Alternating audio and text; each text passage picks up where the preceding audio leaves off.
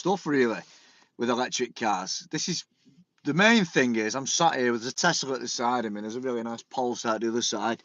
Tesla don't seem to be charging for some reason, but it does change your life. And I thought I'd basically do this video because I've got nothing else to do for another 15 to 20 minutes.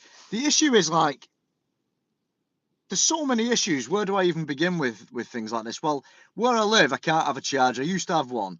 Then they just tried to shaft me with the prices. Now, if you don't have your own house, I have an apartment. It's my own. You know, I don't rent it.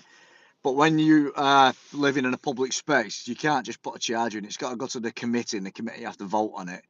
And obviously, then they decide to set the prices for whatever the hell they want. And unfortunately for me, the prices were a bit mental, like 30 cents or something per kilowatt hour. Well, at work, public charger, Vieta, it was as low as 15 cents.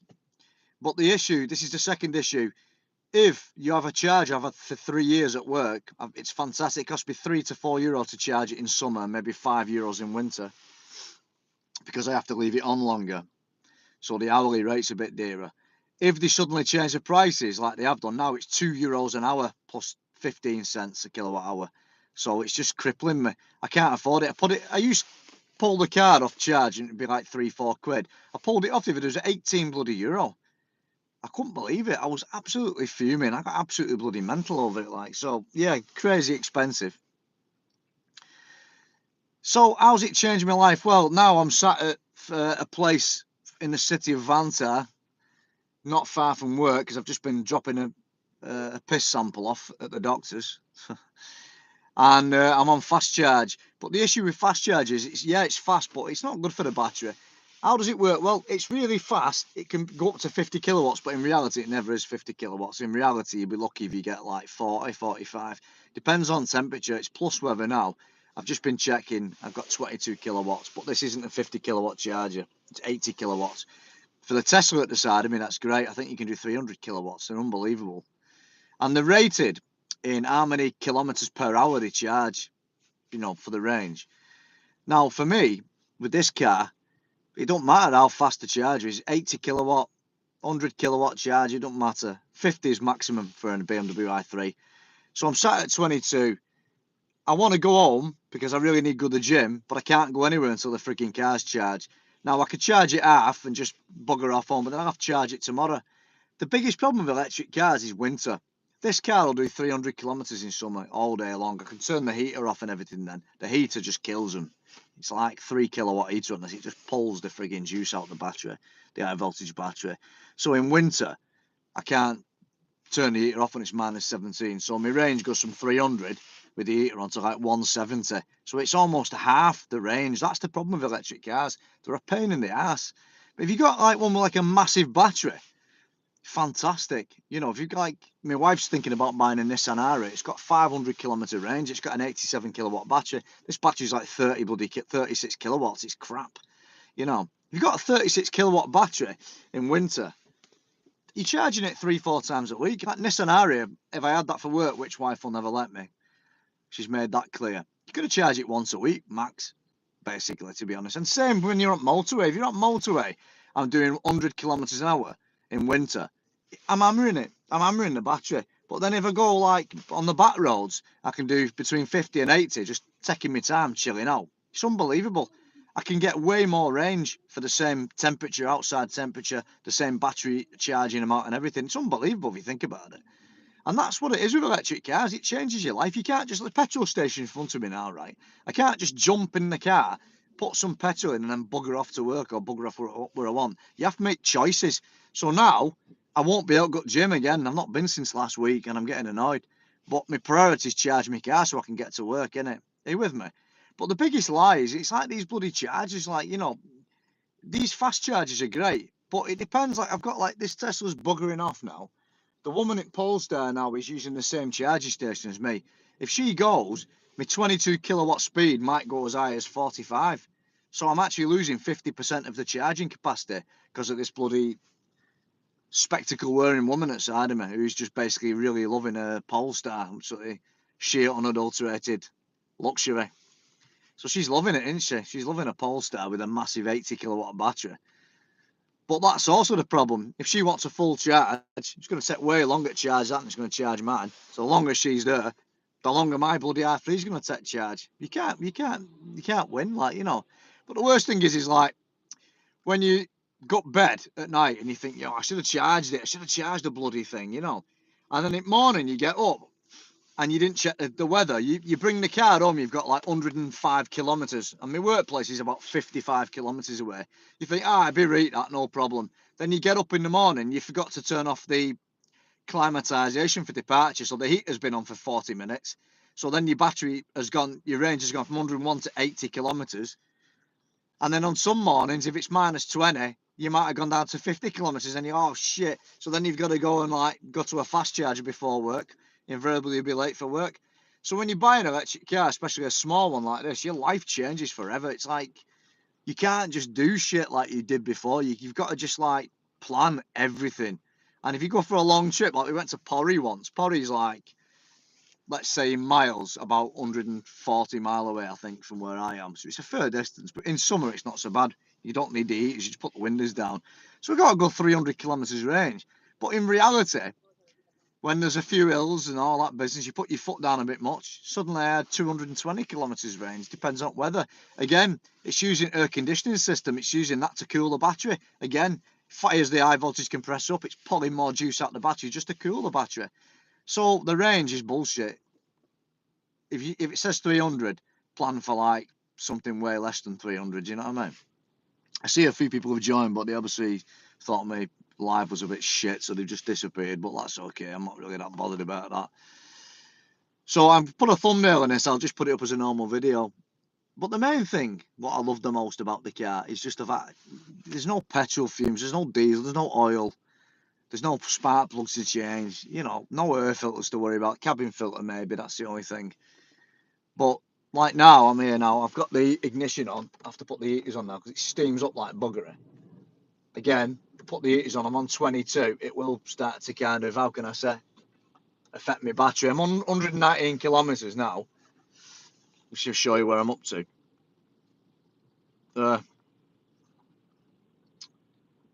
So, before this woman turned up at Polestar, it was great because it said in 15 minutes I'll have 80%. Well, that was like 15 minutes ago. And I don't have 80%. I'm like, probably what, 50 something. And that's the issue, isn't it? And someone turns up, sucking all the energy out of the frigging charging device. You're buggered. They have these chargers too. So these are like basically AC chargers. They're not very fast. It's got my own cable for them. I've got one in Village now I have to use. And it's quite fast and it's quite cheap. Like in 4 hours it's fully charged. I just go for a walk. That's the other aspect of owning an electric car. So like I put my car on charge in the Village, slow charge, 22 kilowatt AC. I just went for a walk. I just got my walking gear on, just went for a walk for 5 kilometres, do a bit of exercise. So having an electric car, it makes you like, it can make you more physically active really, because you don't want to sit in your car doing nothing, charging it. It's bloody boring. Just get your walking gear and go for a nice walk round block. That's what I do. Best thing for it. Changes your life completely.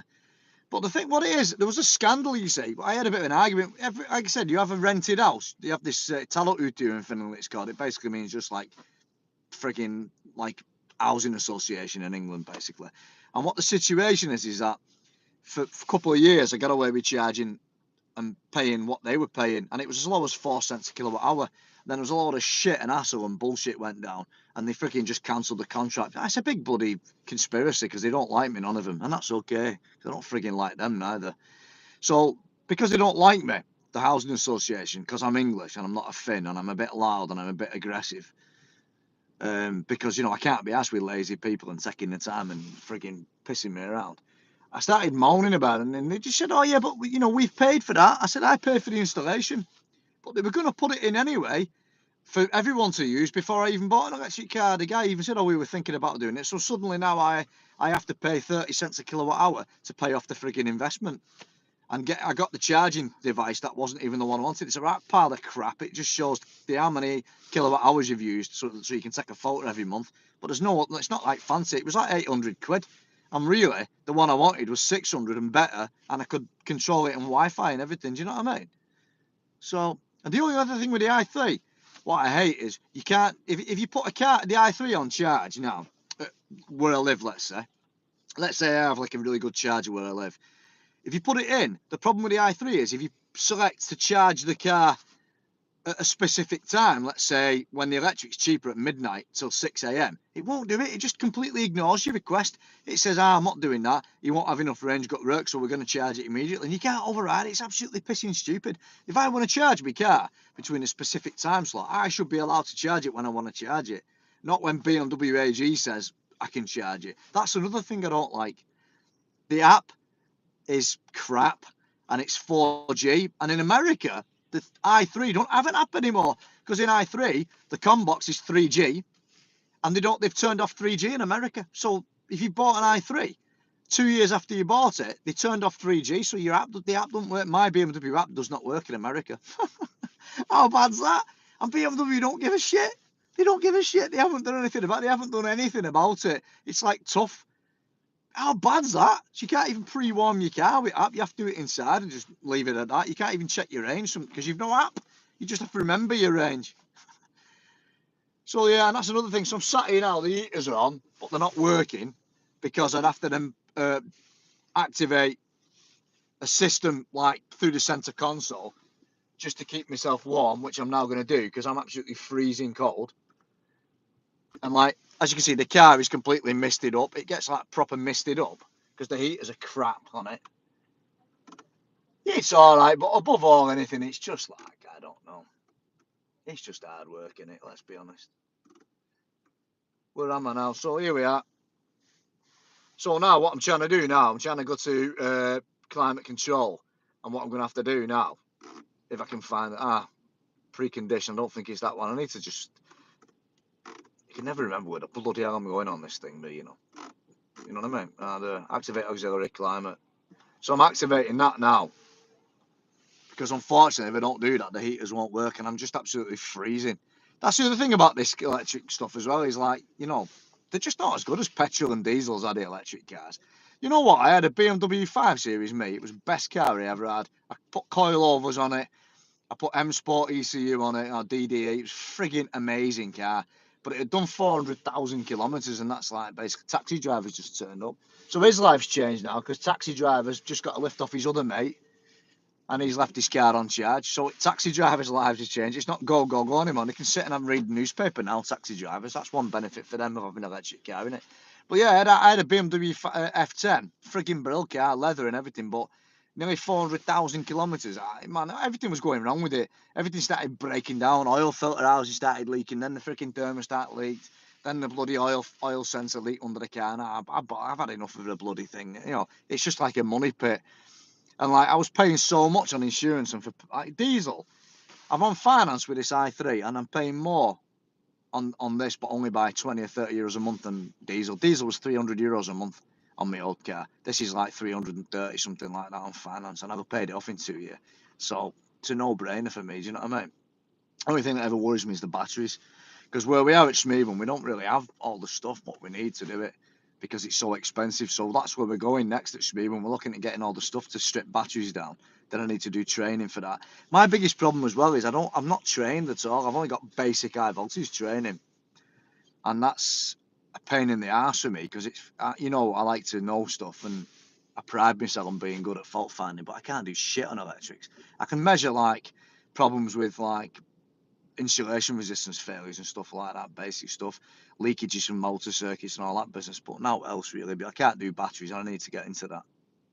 Anyway, I'm going to end the video now because it's 40 minutes. It's a bit long, but I hope you enjoyed it. If you're thinking about buying an electric car, just be prepared. Your life's going to change forever, and maybe not in a good way. It might piss you off, actually. It pisses a lot of people off. And like in Lapland, for example, in Finland, people like, they bought them and then they jibbed them off after 2 years or even after a year, because in Lapland it don't work. There's hardly any charging infrastructure in Lapland, or at least there wasn't. See, if I was going to go to Lapland in this, it would be a waste of time. It's 1,100 kilometres up to Lapland from where I live in near Helsinki area. So I'd have to like piss around charging it I mean, in winter, forget it. I'd have to make 5 or 6 charge stops, fast charge stops. Not good for the battery. You take you like bloody 2 days to get there, so you might as well not bother. If you get a battery powered vehicle like Audi or something, e-tron with a massive battery, you can go long distance around Europe. But the other thing, actually, just before I finish, one other thing what annoys me. So when you go around Europe, all the charging infrastructure is different. And again, what pisses me off is why anyone on here now who's watching it, who hopefully watches it after it's finished recording, you tell me why you can't use a credit or debit card in these charging machines. Why do you have to piss around having to have a specific charging tag or a charging app? It's absolutely pathetic and stupid.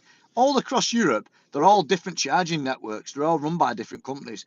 So in theory, if I was going to have a car with a good range, like Nissan Ariya, like my wife wants to buy, I could then go across Europe and charge it, no problem. In Germany, there's like freaking hundreds of thousands of chargers. Netherlands, there's pissing loads. UK is a pain in the bum, apparently. They're always either out of order, vandalised, damaged, stolen, broken, or like basically just too many in use at once on motorway services. So I'd be a bit dubious about that. But why can't I use my debit card? Why? So now, if I go there, I have to get one charging card for Germany and Netherlands and one for France. And France, apparently, I don't know if it's true or not, they don't have like CCS chargers. You have to get a CCS. In France, they have some stupid bloody adapter. They have some stupid adapter. So if you have to charge it manually with your own charging cable, you have to get a bloody special adapter for French electrics. They've not thought about this. And this is the thing with Europe. Europe is so piss slow at doing anything. Like, you know, for Christ's sake, just regulate charging. They've seen prices in Europe, 60 cents a kilowatt hour. It's freaking cheaper to buy a diesel and go around Europe. It is. It's cheaper to buy a diesel. Europe, just regulate the prices to one standard price, 15 cents or something like that. Let's get it nice and cheap, yeah? And let's have a standard system where you can pay in your frigging debit card so you're not tied to these bullshit frigging apps that you need download or charging tags that you have to pre-order 16 tags before you get in the car and go on your holiday around Europe. Do you get me? Anyway, I'm signing off. So that's everything about electric car. And look, my heater's on. And there's my windscreen. Absolute crap. No, I love electric cars. Once you drive on, they're so smooth and nice. But who's that? Is that Bolo?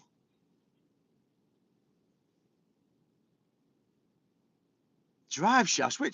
Can you refresh my memory about that? About the drive shafts?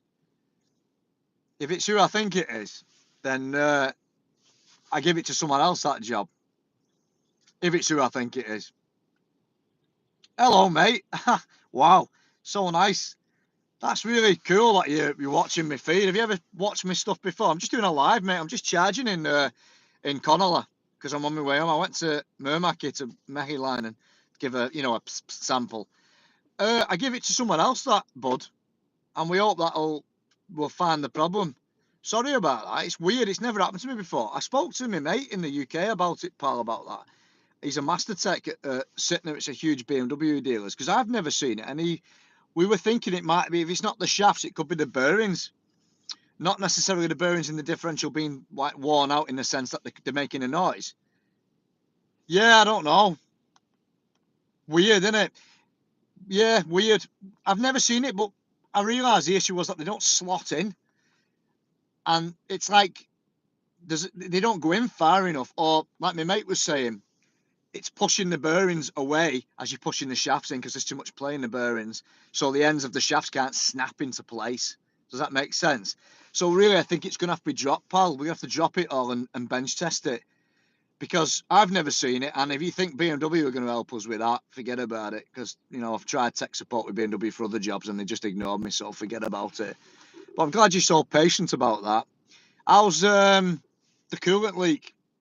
There was a lot of leaks on it, wasn't there? Like, it was unbelievable, really, how many leaks there was. One was a pressure leak, and then the other was a vacuum leak, only leaking under a certain amount of vacuum, which was weird.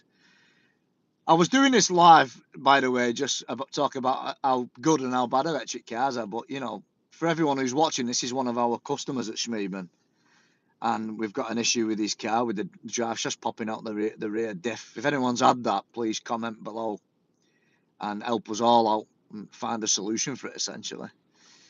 But yeah, the job's difficult sometimes, isn't it? Job's difficult sometimes.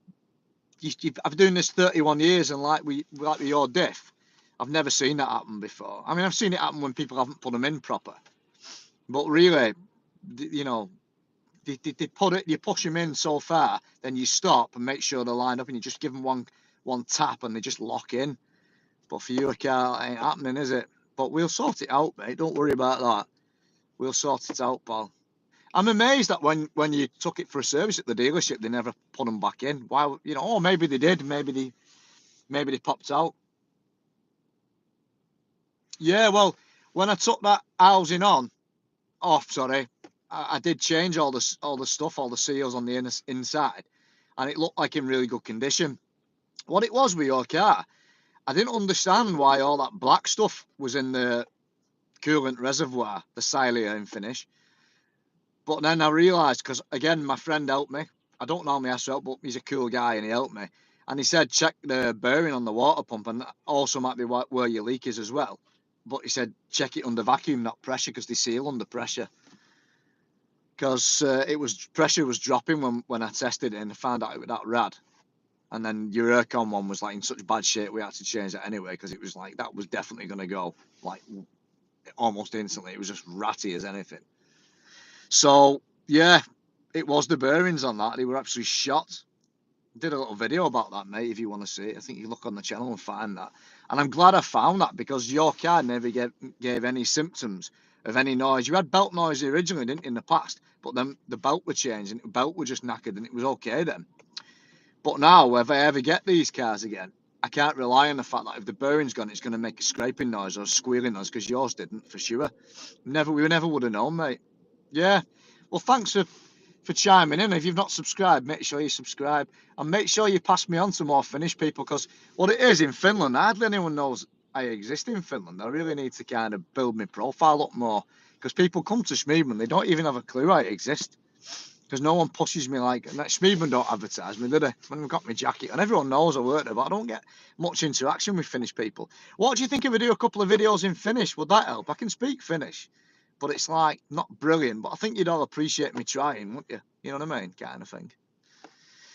Anyway, let us know in the comments if you've got an electric car, how you feel about it. How's it changed your life? I'd love to hear from you, how your life's changed, for better, for worse. Is it made things totally different? Do you have any problems with your family? My wife's moaning now because I'm still here charging and I should be at home with the kid. So let me know. I'm going to sign off, and thanks for that, Bo, my old mate. Really nice to speak to you. It was pretty cool. Next time you come, just stop and have a chat. I'll come and have a chat with you if you want, and whatever, maybe come in the workshop and that. Right, see you all soon. Great video, I enjoyed it.